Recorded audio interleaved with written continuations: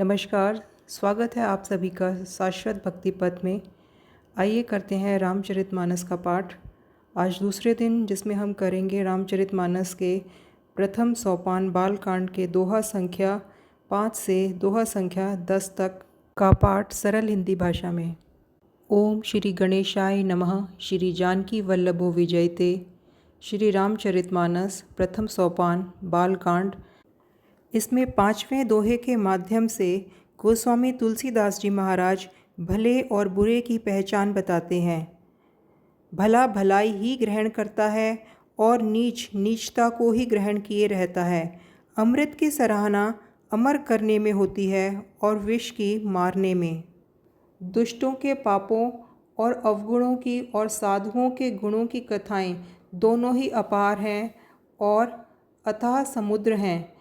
इसी से कुछ गुण और दोषों का वर्णन किया गया है, क्योंकि बिना पहचाने उनका ग्रहण या त्याग नहीं हो सकता। भले बुरे सभी ब्रह्मा के ही पैदा किए हुए हैं, पर गुण और दोषों को विचार कर वेदों ने उनको अलग अलग कर दिया है। वेद, इतिहास और पुराण कहते हैं कि ब्रह्मा की यह सृष्टि गुण और अवगुणों से सनी हुई है। दुख सुख, पाप पुण्य, दिन रात, साधु असाधु, सुजाति कुजाति, दानव देवता, ऊंच नीच, अमृत विष, सुंदर जीवन मृत्यु, माया ब्रह्म, जीव ईश्वर, संपत्ति दरिद्रता, रंक राजा, काशी मगध, गंगा करमनाशा, मारवाड़ मालवा, ब्राह्मण कसाई, स्वर्ग नरक, अनुराग वैराग, ये सभी पदार्थ ब्रह्मा की सृष्टि में हैं। वेद शास्त्रों ने उनके गुण दोषों का विभाग कर दिया है। विधाता ने इस जड़ चेतन विश्व को गुण दोष में रचा है, किंतु संत रूपी हंस दोष रूपी जल को छोड़कर गुण रूपी दूध को ही ग्रहण करते हैं। विधाता जब इस प्रकार का विवेक देते हैं, सब दोषों को छोड़कर मन गुणों में अनुरक्त होता है। काल स्वभाव और कर्म की प्रबलता से भले लोग भी माया के वश में होकर कभी कभी भलाई से चूक जाते हैं। भगवान के भक्त जैसे उस चूक को सुधार लेते हैं और दुख दोषों को मिटाकर निर्मल यश देते हैं, वैसे ही दुष्ट भी कभी कभी उत्तम संग पाकर भलाई करते हैं, परंतु उनका कभी भंग न होने वाला मलिन स्वभाव नहीं मिटता। जो ठग हैं उन्हें भी अच्छा वेश बनाए देखकर वेश के प्रताप से जग पूजता है, परंतु एक न एक दिन उनकी असलियत सामने आ ही जाती है। अंत तक उनका कपट नहीं निभता, जैसे काल नेमी रावण और राहु का हाल हुआ। बुरा वेश बना लेने पर भी साधु का सम्मान ही होता है, जैसे जगत में जाम्बवान और हनुमान जी का हुआ। बुरे संग से हानि और अच्छे संग से लाभ होता है। यह बात लोक और वेद में है और सभी लोग इसको जानते हैं। पवन के संग से धूल आकाश पर चढ़ जाती है और वही जल के संग से कीचड़ में मिल जाती है। साधु के घर में तोता मैना राम राम सुमिरते हैं और असाधु के घर में तोता मैना गिन गिन कर गालियाँ देते हैं। कुसंग के कारण धुआं कालिक कहलाता है। वही धुआं सुंदर शाही होकर पुराण लिखने के काम आता है और वही धुआं जल और अग्नि और पवन के संग से बादल होकर जगत को जीवन देने वाला बन जाता है। ग्रह, औषधि, जल, वायु और वस्त्र, ये सब भी कुसंग और सुसंग पाकर संसार में बुरे और भले पदार्थ हो जाते हैं। चतुर एवं विचारशील पुरुष ही इस बात को जान पाते हैं। महीने के दोनों पखवाड़ों में उजियाला और अंधेरा समान ही रहता है, परंतु विधाता ने उनके नाम में भेद कर दिया है। एक को चंद्रमा का बढ़ने वाला और दूसरे को उसका घटने वाला समझकर जगत ने एक को सुयश और दूसरे को अपयश दे दिया। जगत में जितने जड़ और चेतन जीव हैं, सबको राम में जानकर मैं उन सब के चरण कमलों की सदा दोनों हाथ जोड़कर वंदना करता हूँ। देवता, दैत्य, मनुष्य, नाग, पक्षी, प्रेत, पितर, गंधर्व, किन्नर और निशाचर सबको मैं प्रणाम करता हूँ। अब सब मुझ पर कृपा कीजिए। 84 लाख योनियों में 4 प्रकार के जीव जल, पृथ्वी और आकाश में रहते हैं। उन सब से भरे हुए इस सारे जगत को श्री सीता राम में जानकर मैं दोनों हाथ जोड़कर प्रणाम करता हूँ। मुझको अपना दास समझकर कृपा कीजिए। मुझे अपने बुद्धि बल पर भरोसा नहीं है, इसलिए मैं सबसे विनती करता हूँ। मैं श्री रघुनाथ जी के गुणों का वर्णन करना चाहता हूँ, परंतु मेरी बुद्धि छोटी है और श्री राम जी का चरित्र अथाह है। इसके लिए मुझे उपाय का एक भी अंग अर्थात कुछ भी उपाय नहीं सूझता। मेरा मन और बुद्धि कंगाल हैं, किंतु मनोरथ राजा है। मेरी बुद्धि तो अत्यंत नीची और चाह बड़ी ऊंची है। चाह तो अमृत पाने की है, पर जगत में जुड़ती छाछ भी नहीं। तुलसीदास जी चाहते हैं कि सभी उनके वचनों को प्रेम पूर्वक सुने। जैसे बालक जब तोतले वचन बोलता है तो उसके माता पिता उन्हें प्रसन्न मन से सुनते हैं, किंतु क्रूर, कुटिल और बुरे वचन बोलने वाले लोग जिन्हें पराई दोष ही प्रिय लगते हैं, हंसेंगे।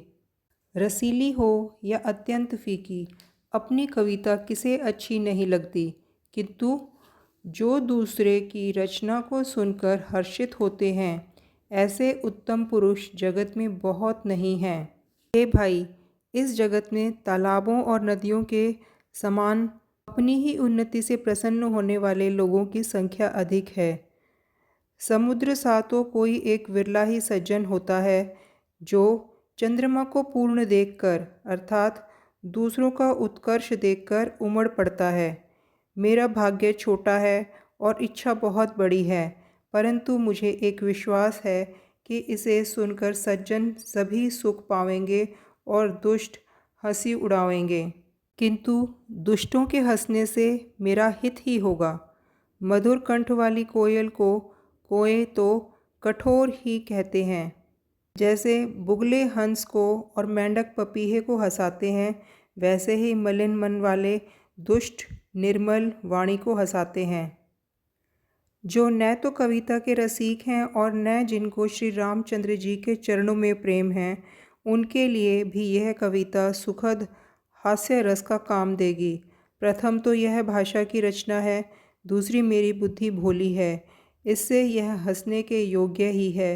हंसने में उनका कोई दोष नहीं जिन्हें न तो प्रभु के चरणों में प्रेम है और न ही अच्छी समझ, उनको यह कथा सुनने में फीकी लगेगी। जिनकी भगवान विष्णु और भगवान शिव के चरणों में प्रीति है और जिनकी बुद्धि कुतर्क करने वाली नहीं है, उन्हें श्री रघुनाथ जी की यह कथा मीठी लगेगी। सज्जनगण, इस कथा को अपने जी में श्री राम जी की भक्ति से भूषित मानकर सुंदर वाणी से सराहना करते हुए सुनेंगे। मैं न तो कवि हूँ, न वाक्य रचना में ही कुशल हूँ।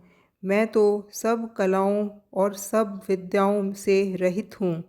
नाना प्रकार के अक्षर, अर्थ और अलंकार, अनेक प्रकार की छंद रचना, भावों और रसों के अपार भेद और कविता के भांति भांति के गुण दोष होते हैं। इनमें से काव्य संबंधी एक भी बात का ज्ञान मुझे नहीं है। यह मैं कोरे कागज़ पर लिखकर शपथ पूर्वक कहता हूँ। मेरी रचना सब गुणों से रहित है। इसमें बस जगत प्रसिद्ध एक गुण है, उसे विचार कर अच्छी बुद्धि वाले पुरुष इसको सुनेंगे। इसमें श्री रघुनाथ जी का उदार नाम है, जो अत्यंत पवित्र है, वेद पुराणों का सार है, कल्याण का भवन है और अमंगलों को हरने वाला है, जिसे पार्वती सहित भगवान शिव जी सदा जपा करते हैं। जो अच्छे कवि के द्वारा रची हुई बड़ी अनूठी कविता है, वह भी राम नाम के बिना शोभा नहीं पाती। जैसे चंद्रमा के समान मुख वाली सुंदर स्त्री सब प्रकार से सुसज्जित होने पर भी वस्त्रों के बिना शोभा नहीं देती, उसके विपरीत कुकवि की रची हुई सब गुणों से रहित कविता को भी राम के नाम एवं यश से अंकित जानकर बुद्धिमान लोग आदरपूर्वक कहते हैं और सुनते हैं, क्योंकि सतजन भौरे के भांति गुण को ही ग्रहण करने वाले होते हैं। यद्यपि मेरी इस रचना में कविता का एक भी रस नहीं है, तथापि इसमें राम जी का प्रताप प्रकट है। मेरे मन में यही एक भरोसा है, भले संग से भला इसने बड़प्पन नहीं पाया। धुआं भी अगर के संग में सुगंधित होकर अपने स्वाभाविक कड़वेपन को छोड़ देता है। मेरी कविता अवश्य भद्दी है, परंतु इसमें जगत का कल्याण करने वाली श्री राम कथा रूपी उत्तम वस्तु का वर्णन किया गया है। तुलसीदास जी कहते हैं कि श्री रघुनाथ जी की कथा कल्याण करने वाली और कलयुग के पापों को हरने वाली है। मेरी इस भद्दी कविता रूपी नदी की चाल पवित्र जल वाली नदी गंगा जी की चाल की भांति टेढ़ी है। प्रभु श्री रघुनाथ जी के सुंदर यश के संग से यह कविता सुंदर तथा सज्जनों के मन को भाने वाली हो जाएगी। शमशान की अपवित्र राख भी श्री महादेव जी के अंग के संग से सुहावनी लगती है और स्मरण करते ही पवित्र करने वाली होती है। श्री राम जी के यश के संग से मेरी कविता सभी को अत्यंत प्रिय लगेगी। जैसे मल्य पर्वत के संग से चंदन बनकर वंदनीय हो जाता है। माँ गौ काली होने पर भी उसका दूध उज्जवल और बहुत गुणकारी होता है, यही समझकर सब लोग उसे पीते हैं। इसी तरह गवारू भाषा होने पर भी श्री सीताराम जी के यश को बुद्धिमान लोग बड़े चाव से गाते और सुनते हैं। श्री सीताराम जी की जय। जय हो श्री बजरंगबली हनुमान जी की। प्रिय भक्तजनों, श्री राम जी की कथा को ध्यानपूर्वक और प्रेम और श्रद्धा के साथ सुनने के लिए आप सभी का बहुत बहुत धन्यवाद। श्री राम जी के गुण अनंत हैं, उनका वर्णन एक छोटे से वीडियो में कर पाना असंभव है, इसीलिए हमने वीडियो सीरीज़ के माध्यम से इसे सुनाना शुरू किया है। आप प्रतिदिन मेरे साथ राम कथा सुनना चाहते हैं तो प्लीज़ चैनल को सब्सक्राइब कर दीजिए और अगर वीडियो अच्छा लगा है तो लाइक कर दीजिए। मेरे इस छोटे से प्रयास में आपका साथ मेरे लिए बहुत महत्वपूर्ण है। धन्यवाद।